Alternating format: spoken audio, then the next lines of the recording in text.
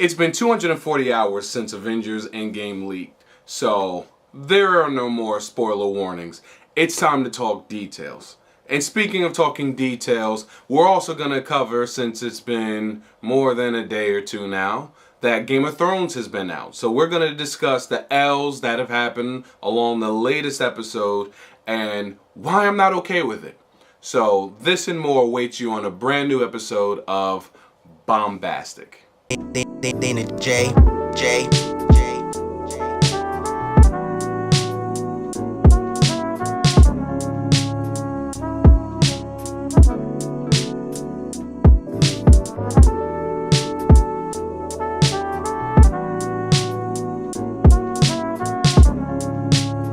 Hey guys, welcome to another edition of the Bombastic podcast. I'm your host, Imani Wilson.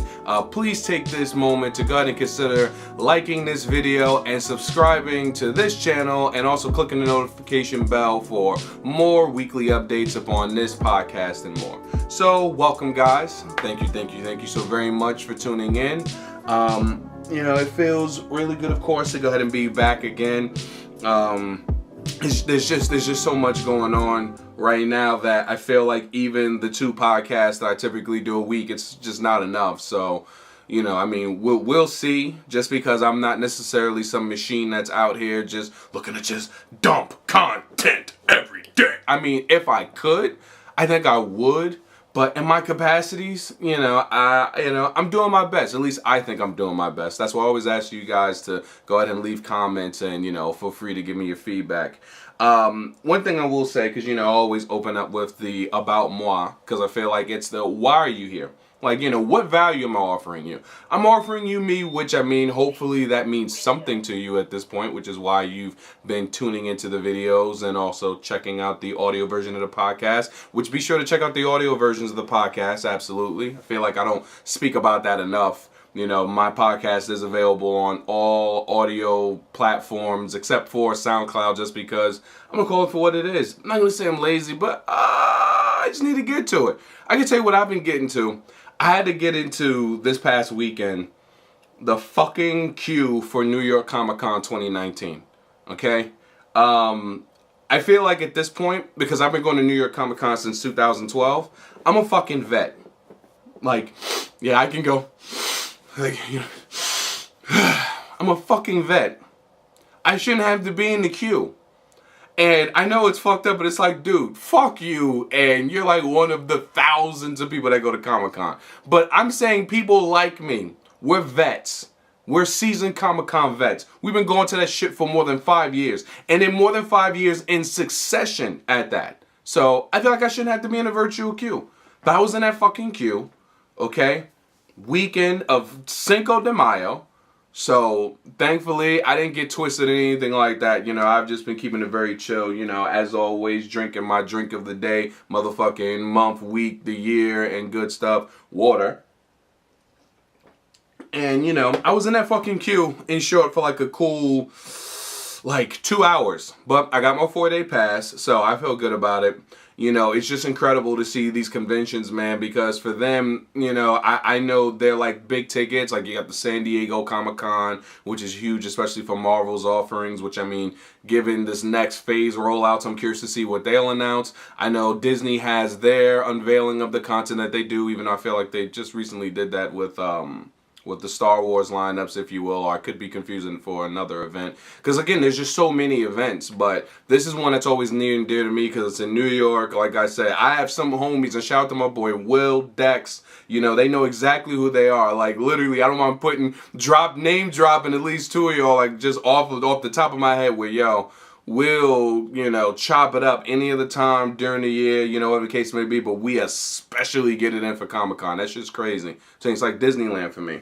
But, I just look forward to Comic-Con, of course, every year now, especially with the content offerings, because I know this year it's going to be different. It's going to be different. But speaking of content offerings, I know the last episode, which I believe was episode 18, I just did a live stream on Apex. I was curious to get feedback on that. You know, like I heard from one particular person. Shout out to my boy Miami V. Like I said, that's my motherfucking top fan. I still gotta check and see if he's got the stickers and shit I sent him. Which, by the way, I have stickers. I have the holographic stickers, which are like the ones you see like here on my iPad. The holographic one, I've got those, and I've got like just the standard, just like the logo behind me stickers available. I'm not selling it. I'm literally just giving them away. Like I said, just put the shit out there. I mean, you know, put it on a cat, put it on like, you know, an emergency room wall, put it on a bathroom stall. Like, hey, looking for a good time? Subscribe here. Like, just do whatever it is we got to do to gut and bring awareness to the podcast. So I realized I kind of cheated on the podcast with doing a live stream. I was just curious to know people's take on it, because I know folks don't want to just sit here and hear me flap my gums, you know, for like 40 some more minutes straight. Some of you do, others are like, I'm bored. So I get it. So it's just trying to find my niche, find my groove, and pretty much just see what goes from there. And I mean, speaking of me and my overall groove, this is some funny shit. I had, you know, like one of my best friends, she had hit me up, and she was just like, yo, you know, she's like, listen, she's like, you're a good guy. I'm like, okay, I know this. Not even with ego, but I know this. I'm good. Why? What's up? She's like, yo, you ever think of just being roommates? I'm like, oh, let me tell you why that's not a good idea. She's just like, wait, no, are you basically saying you're going to be a dog? I'm like, no, it's not about being a dog. I'm fucking weird. Human beings are weird. Okay, never mind the shit that we're interested in. We're also just fucking weird by nature. So like I was explaining to her, I'm like, look, I get it. You know, your average rents, especially in the East Coast, are bananas.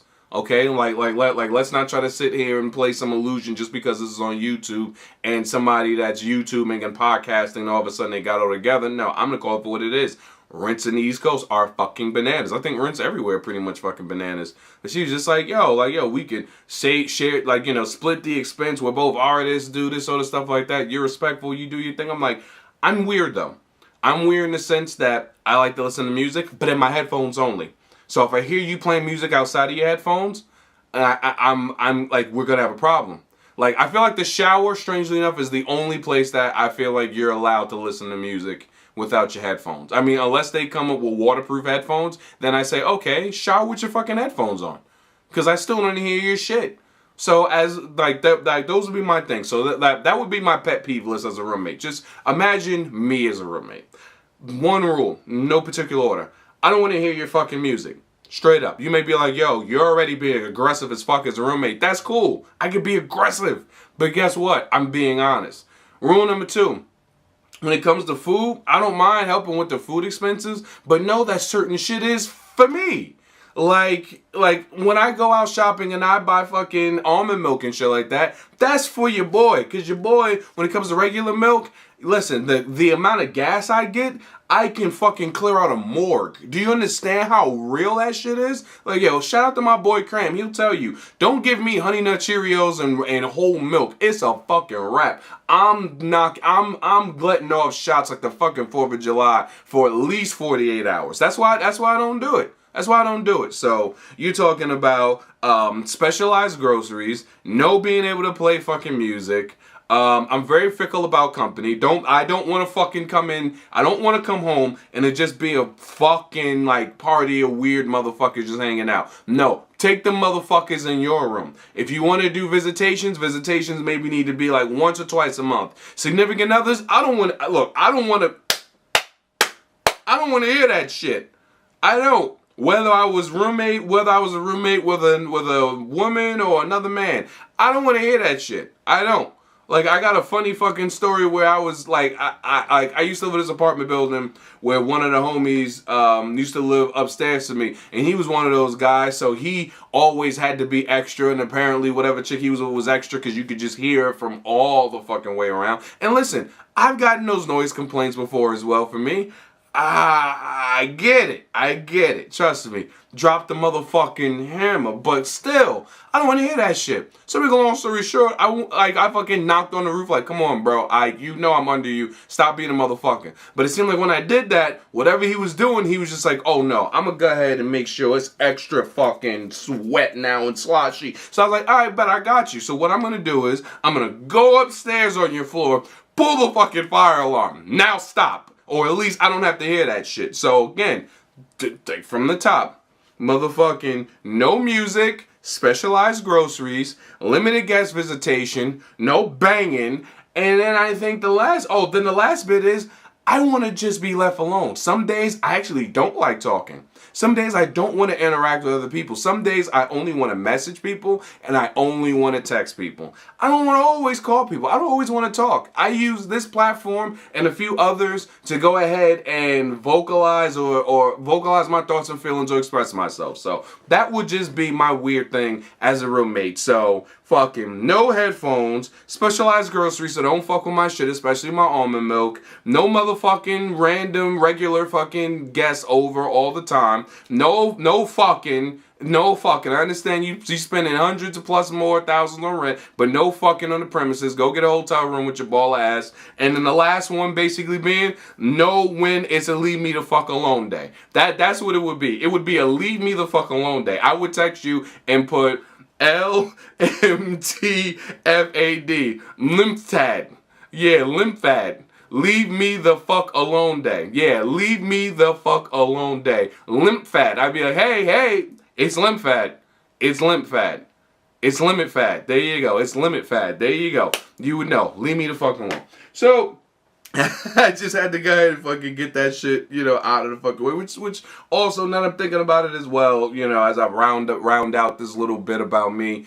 I realize as well, with all my offerings too, I also want to go ahead and highlight some of the amazing art that I have collected. Speaking of Comic-Cons, I have collected over the years, which have come from Comic-Con, art galas, and just other things like it. It's like a bunch of nerd shit. You don't see it in here really. You see some little things and effects, but literally among this room are just a bunch of fucking art pieces. And I think on my next episode I want to just do a giveaway, a free giveaway. Only thing I ask, of course, is simple shit like the fucking I think I'm gonna do another stream again.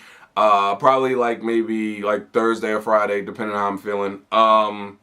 Or maybe even next week. But I know I want to do an event coming up soon where I do a giveaway of some of my wall art. I think it's dope. And for me, it gives me a reason to continue to get more art and patron the art. And just be able to, give something away for, you guys, the loyal viewers and listeners. And I think you guys will be able to enjoy and appreciate it. And, I think that's pretty dope. Because like I said, I got stuff from gaming, pop culture, comics, anime, popular modern art, movies. I just have posters and wall prints all over the place. Some stuff framed, some stuff not, a scroll, just a bunch of stuff that I think you guys will really, really dig and find dope. So rather than sell it to you, I'll give it to you because you guys fuck with me and I fucks with you. So that's one of those things. And speaking of what I fucks with, I gotta say this, and this is why I close out about me and get into the nitty gritty of the hotness for this week. There's this show that I've been watching for a long ass time too. But I just started recently getting into it, and it's fucking a terrible confession of mine. It's just a terrible last confession of mine. There's this show called Most Haunted on the BBC network. I don't know if it's still on, but it is basically one of those ghost hunter shows. But here's the thing. Before you be like, oh, nah, fuck that shit. Understand. It was one of the original shows that came out in that format. So when I say it's legit, it's pretty fucking legit. It covers creepy shit in the UK itself. But what makes it so dope is that, again, it's legit. I bullshit you not. It is actually legit. But what makes it so fly is there's a spiritual medium on the show named Derek Okora.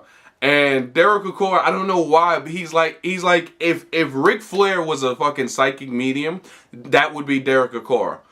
Dude comes in with the hair coiffed, the studded earrings, the coat, coming in being the man. He's just over here telling you stuff wait a minute, I can feel something in the atmosphere. it's a negative presence here. And his name is John. His name is John. As a matter of fact, yes, it's John. And John was a bastard.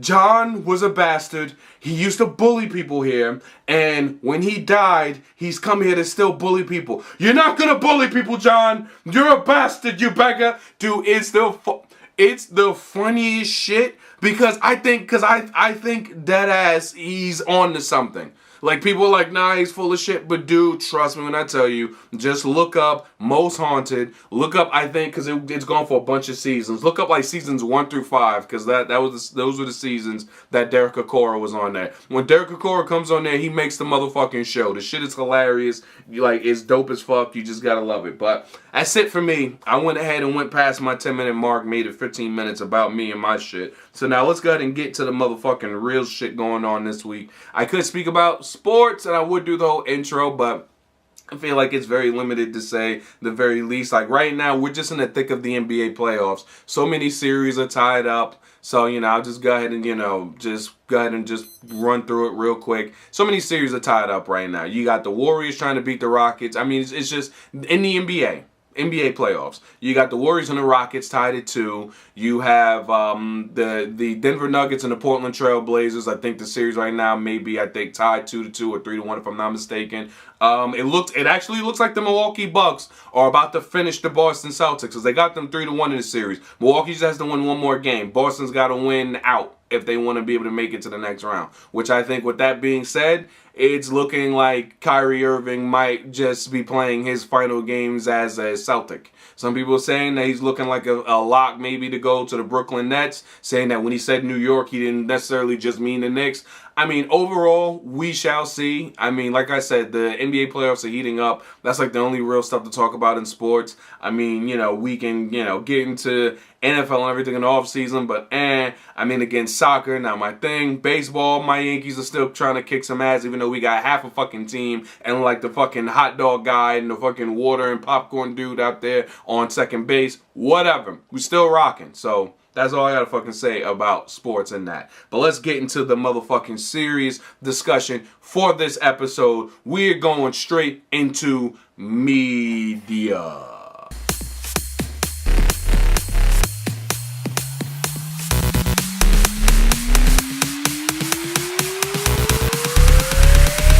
Speaking of it, there is no spoiler warning here. I don't even have to go to my notes. Let's just go ahead and dive right into it. Okay? The Spider-Man Far From Home trailer. It's confirmed several things, and I'm excited about it. It's confirmed that the MCU is a part of a multiverse of the Marvel Universe. And let me tell you why that's so goddamn ingenious for these movies moving ahead. Number one, it means that now there are multiple storylines that they can tell without feeling the need to have to quote-unquote close out any more character endings or story arcs and just feel like there's like a void, if you will. Because now you have alternate realities. That was also confirmed in Avengers Endgame as well, which we're going to dive right into that and why I feel that's just as important. So, without getting too much into the Spider-Man Far From Home trailer and, things like, oh my God, Mysterio and Nick Fury and the Elementals, that's cool. Let's talk about the biggest thing here, all right? With Endgame. So Endgame saw the death of Iron Man, which broke my fucking heart because I'm a diehard Iron Man fan and I had to hold that shit down for days and days and days until some of my fucking friends and closest motherfuckers to me saw the goddamn movie and I could speak about it freely, especially here on the podcast. Why I'm okay with it is because Tony Stark has probably had the most development of any actual character in the MCU, and I'm thrilled for it. I'm thrilled for it because it truly saw a character that was considered egotistic, like self-obsessed, egotistical, not being a team guy, literally made consistent sacrifices for the greater good. So it made me feel good to see that level of closure. Why I feel like it's bad, though, is because at the same time, we still didn't see Tony reach his full potential. He just got to that bleeding edge armor. So you mean to tell me he got to his best set of armor at the end of his rope? Like, so you telling me he became the very best and he died being his very best. Now, granted, a lot of people will say, well, you got to remember contractually these actors don't want to keep doing this. Right. They don't want to keep doing this for now. But we don't know what the next 3 years, 4 years might mean. And that's fine. Hey, listen, they can take the back seat for the next couple of years. I'm perfectly okay with that. And plus, not to mention, guess what? I'm also perfectly okay with. I'm personally also okay with them saying in the alternate universes, instead of it being Robert Downey, maybe it is a crazy fucker like Tom Cruise that's finally Iron Man. I'm perfectly fine with that, because I feel like with these characters, especially following the comics, they're leaving so much meat on the bone. Because quite frankly, and again, fuck it, the spoilers are out. What they did with Captain Marvel and the Skrulls, they've undercut such a major storyline with possibly fucking up the Secret Wars. If you follow the comics, that it's ridiculous to turn the Skrulls until this political commentary about, you know, immigration and how we deal with immigration and you know, the global political landscape, if you will, in this case the galactic political landscape of dealing with these quote unquote outsiders and these migrants. It's like, look, rather than try to make that commentary, I get it, that was a cool take. It was a cool take to speak up on a social issue, but at the same time, while comics are political, they're also just like escapism at its best. So in short, I felt like the Skrull thing with making them these like refugees trying to find a home was some bullshit. These motherfuckers are shape-shifting terrorists that are looking to try to take over not only the planet, but also to fucking get resources from Wakanda to fuel the war against the fucking Kree. So I don't really understand why that random switch up happened, but I get it. And then we can also go ahead and say this, and I'm in agreement with it. Shout out to the boy Chris Lokes, because I know he'll be like, finally, motherfucker. But yeah, you kind of did not need Captain Marvel to have to shoehorn the film right into Infinity War. It would have been perfectly fine if she came after it. I mean, like, it could have just happened. Of course, we would have been like, who are you? And then from there, then you could have played like the DC approach of you just assembling and then we finding out about who you are. But that's the difference between Marvel and DC. But my point being, overall, that Endgame itself just left me in a glass case of emotion because, again, you cut down my favorite childhood fucking hero, Tony Stark. I figured it was possibly going to happen. I figured Infinity War, when he got stabbed, I'm like, okay, maybe he's not going to die because he's been stabbed. But to then be stabbed and then also go ahead and gamma radiate yourself to death with that fucking self-made Infinity Gauntlet, I'm like, dude, first of all, what the fuck is up with Professor Hulk now that he's so motherfucking gentle and cuddly that his big ass can't just snap some shit and have it happen? I mean, like, come on. Like, I don't get that part. Like, if it was a bunch of gamma radiation, the Hulk should have been the first one up to do that. Captain Marvel should have been the first one up to do that. Like, you can literally travel so fast that you can travel across galaxies and light years. You tell me you're not able to your ass across real quick, grab a gauntlet and say, boom. Like, seriously? Seriously? Come the fuck on. So, I say all of that shit to say that I still love the movie. It broke my heart, and I'm going to go ahead and say some things that some people aren't going to like here, but that's fine. The Cap storyline I thought was cute. I'm not mad at it at all. About, you know, Falcon becoming the new Captain America again. In the modern comics, he does pick up the mantle as Captain America, and he seems best suited to do so. Bucky is tired of war. Plus, as the MCU is going, he's going to play the character White Wolf, who exactly isn't Bucky Barnes, but is also still a main, like, protagonist and anti kind of hero to Wakanda itself and T'Challa and the rest of them, because he's kind of indebted to the people of Wakanda for, like, giving him, like, fucking, I don't know, granting his ass asylum, basically. So shit. So I mean, fuck, like Bucky owes it to the fucking people of Wakanda. But, you know, I didn't mind that. I think Cap being all like Clint Eastwood looking at the end of the movie was a little strange, because I'm like, wait a minute, if this is the same Cap that took the serum, his aging should be slowed down a lot. Now, granted, you're like, dude, but he basically lived like that basically would make Cap, given his age up till that point, maybe like in his late 90s to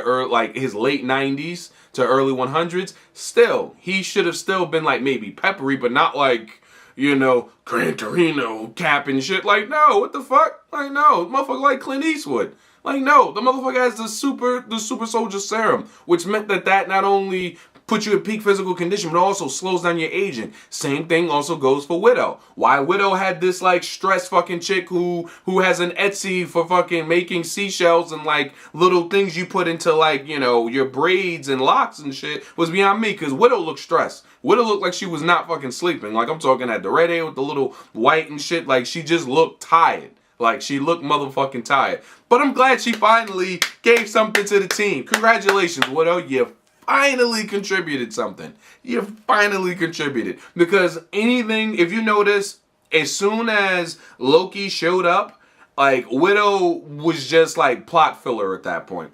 She was just like, she was just trying to serve as like glue to the team. And given in the comics that I've always followed with Black Widow along with it, she was never that. So I felt like even in the MCU, she was just like the girl Avenger. They didn't necessarily make her out to be the double, triple, quadruple spy that we had to worry about. We didn't, like she wasn't the person that you thought was working for Hydra, still working for the KGB, but still also working for S.H.I.E.L.D. and the Avengers. Like, you just didn't, like, in the comics, you never really knew Widow's motives for the most part. Most of her storylines. This shit, she was just like hey, I'm gonna hold it down for you guys, and I pseudo pretty much have been hardcore friend zoning Clint fucking Hawkeye for all this time, but he's got a family, so we're just gonna be tight. I'm like, yeah, y'all tight-eyed. Y'all are tight. I get it. But still, I'm glad Widow finally, you know, fucking, you know, held it down for the team before she did a Wile E. Coyote. But what I am gonna say is, it is crazy to see that the movie is literally second now, the highest grossing film of all time. It literally elbow checked the shit out of Titanic after just 11 days in the box office.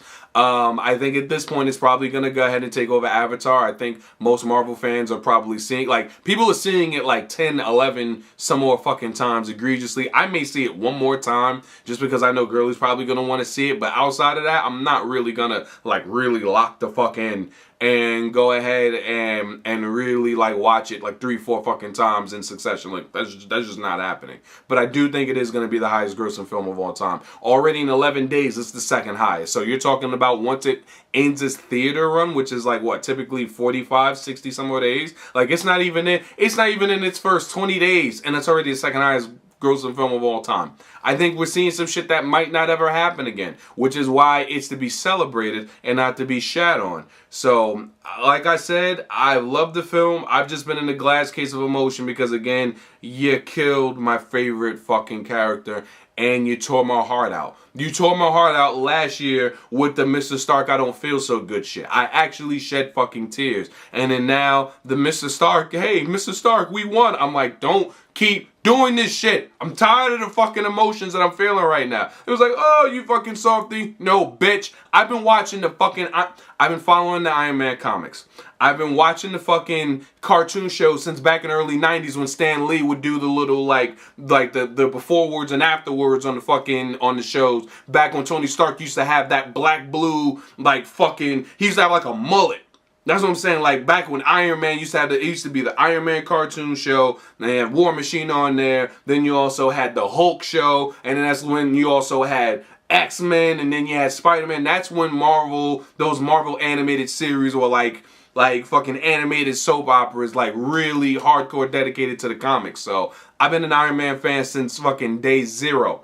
Like, and if you think I'm bullshitting, trust me, I got photos from when I was a teen with Iron Man tees and shit. So trust me, that's always been my guy. So to finally see him come on screen, and then now as a grown ass man, to now see that man's chapter be done so far,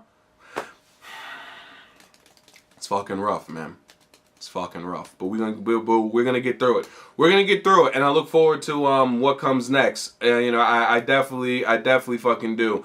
I think more thoughts on it. I'm gonna love the fucking Thor cosplays that are happening because the Big Lebowski Thor is fucking dope as shit. Cap wielding the hammer, of course, fucked everyone's minds up. I'm just summarizing like highlights before I fucking move on from Endgame. But it was just like dope. I think the only questions that it left me wondering was, so what happens with the heir of Stark Enterprises? Because at that point, Are we looking at a potential Ironheart in the future, which is the whole Riri Williams, you know, the comic successor currently to Iron Man, you know, this black female engineer who, you know, is just as prolific as Tony Stark was in all things tech? Or are we going to look at this alternate universe thing as a way to quiet as kept reboot the characters? I think it's in their best interest to reboot the characters, because at some point you are going to get so deep into the Marvel Universe that shit's getting obscure. Because you know they're going to do a third Ant-Man movie, and it's like, who the fuck are going to be his bad guys again? You know the sequel to Doctor Strange is coming. Dormammu's definitely in the motherfucking building, in case you didn't know. You know, Hulk's got to have a movie at some point. You know the sequel to Black Panther's coming. You know other things are going to happen, like Guardians 3, which is going to wrap that whole thing up for Guardians. You know Nova's going to probably come in and kind of piggyback off of Guardians in that same vein. You know, Captain Marvel might also, no, she's definitely going to have a fucking sequel as well to sort of shore shit up. So I'm just hoping as we go along this journey of like deep space cosmic Marvel, that they also still remember that a lot of those characters are very obscure, so you're going to have to root people back in with the old and goldies, and that's why I think the multiverse is going to get it popping. So, needless to say, where there are no chances for survival and spinoffs, let's go ahead and also talk about motherfucking Game of Thrones and why I'm motherfucking mad, because I was right. There was certain shit I was wrong about, and there's certain shit I'm just completely what the fuck about. Let's talk about it. So, I'm not sure if I said it here on the podcast. I probably said it in conversations in direct correlation to my podcast offline or online with folks. But I kind of said this shit from the door. And this is about the latest episode that came out this past Sunday. I said, and trust me, I can be credited for this. And I'm not saying I'm some fucking genius, because again, I didn't read the books. But I did say that the very instance that Daenerys loses Missandei, that was going to be her breaking point, because ultimately she's been someone that while she's held tough, she's always been anchored by the few people around her that she can trust, because people just need that. People need to know that they can confide in somebody else upon certain shit. So she's always had Missandei as her quiet rock. And why I'm pissed about that is because I was fucking right. I just didn't know how I was going to be right, but I was fucking right. And the capacity that they did it broke my motherfucking heart. Because, and granted, Cersei's probably the best villain ever erected for television. You can say what the fuck you want. Name another TV villain that has made you want to reach out and strangle them until they're fucking blue black. A lot of people thought it was Joffrey. Nah, bitch. Ain't shit on Joffrey's mama. Cause that think about it. That bitch shat him out. So you gotta know there's a line of fucking evil that fucking starts with that. Didn't even start with her, but ends with her. Because initially, Tywin was a piece of shit. Her fucking father. So, I just look at it like, man, that was fucked up to have done that shit with fucking Missandei. You know, and then, of course, we want to go into this whole political commentary. You killed the only black woman on the show. You know, she made the commentary, some breaker change. You had her chained up and then executed her in front of these people over white politics. Look. I'm not going into all of that per se. I feel like, yes, that's a conversation some people can have. I feel like, again, you know, we have to pick and choose what we want to reach for, because a lot of the shit people talk about are typically reaches. So let's not necessarily reach for the fucking moon for that. I was just mad because, like some people have said, they have used these people of color as like plot devices a little bit. Like even the folks from Dorne, the Dornish folks. It's like what the fuck ever happened with them? Last thing we knew the daughter was poisoned and the mother was locked in there with her, and she pretty much had to watch her daughter die. Like that's it. That's all we know. Was that she was presumably raped, tortured, and died in the fucking cells while her daughter like fucking was poisoned to death. Like so that's all we know. Seriously? So, it's kind of like, you know, like the most fucked up shit happens, but hey, guess what? That ain't all the fuck shit that's happened. So, in short, Missandei, sweetie, I'm gonna miss seeing you grace the motherfucking screens. I can't wait for the homie Grey Worm to turn up, because you know he's gonna motherfucking kill the fucking mountain. You know it's going fucking down. But, he's probably going to need some backup, and that's why I feel like the Hound is like, fuck this. All right, I've dealt with all this shit. I need to go deal with my fucking brother. And I feel like it's going to be a mix of Grey Worm and the Hound that are going to put down the fucking mountain. They're not going to be able to do it alone. I don't think they're able to do it alone. That motherfucking mountain is something the fuck else now. So I think that's what's going to happen there, and it's going to be interesting to see. Her saying Jakaris and basically saying, yo, burn all the shit to the ground. It's fucked up. People are like, yo, Danny's making a mistake. She's fucking up. Now I want to see her lose. Listen, these characters are human. If you expect them to keep poise and all that shit in the face of warfare and all that, you have to recognize that you are seeing the most human, like that. That's the one thing people are overlooking from this series. You are getting the most human reactions. Granted, are we getting the ending that we like? No, but you want to know why? Because that's so close to fucking real life. It is. So everything that's happening right now is what would most likely happen. Like, I would say from a fucking tactician standpoint, flying in with them fucking dragons, knowing that they know that you're ace in the hole, was not fucking smart. So now you're down to one dragon. Both the other dragons have been knocked the fuck off. Some dragon queen, you got one. Get a motherfucker some chainmail or something. Give him a helmet. Do something. You would have thought that they would have had, hardened scales or something. Or you would fly relatively low. Why the fuck are you up so high that a motherfucker can just take you the fuck out? And again, they're not at 100%. But again, Danny is not thinking at 100%. She's under mad stress. So again, that's realistic. Like, don't expect her to be some sudden tactician and war mind, because that's not who she was. She's always been someone to cater to the greater good of people. She's always just been about being a liberator. But now, later in her career, she's had to now be a liberator to still rule with a fucking iron fist, though. So, again, granted, it happens. But I'm saying, beyond having to cover Miss Sandy's death and what it means for Danny, I also want to go ahead and cover the fact that Brienne Toth got exactly what the fuck she deserved. Number one, you curved my man's fucking Tormund. You knew from the get-go that Tormund happened. And again, this is how real life is. This is how real life is, again. And that's another thing I also want to touch about before I go ahead and even get into that, because it's all relative for those three storylines. This fucking show does not do happy endings, nor does it do relationships. Have you noticed that almost every motherfucker that's had a relationship on this show is dead? Like, literally, the man and or woman are dead. They don't, like, this shit ain't a love story, B. It's not. It's not happening. The only motherfuckers I know so far on this show that have had a successful love story is motherfucking Gilly and Sam. And even Sam, his fucking punk ass had to admit when Gilly was like, well, it's a little cold. And, I'm just like, look, you have to clapping cheeks, bro. It's cool. It's cold. You're bored. You ain't got shit to do. You got no books to read. Mom's gonna get your fuck on, right? Cool. But Sam lived. Got you. Tormund lived. Got you. That's all I need to know. That's all I need to know. People bitching about Ghost, but he lived. He lived. What are we bitching about? Again, did you want him to be his faithful companion? No. He lived, which is fine. Sometimes we have to realize in life that in order to fucking really care about the things or care about the people and certain shit, sometimes we have to take a step back. So yeah, he took a step back from owning Ghost and saying, no, you take him, you take care of him. You're going to need him. Fuck it so bad with that. People are like, hey, pet him. Budgets, baby. We ain't got time for that.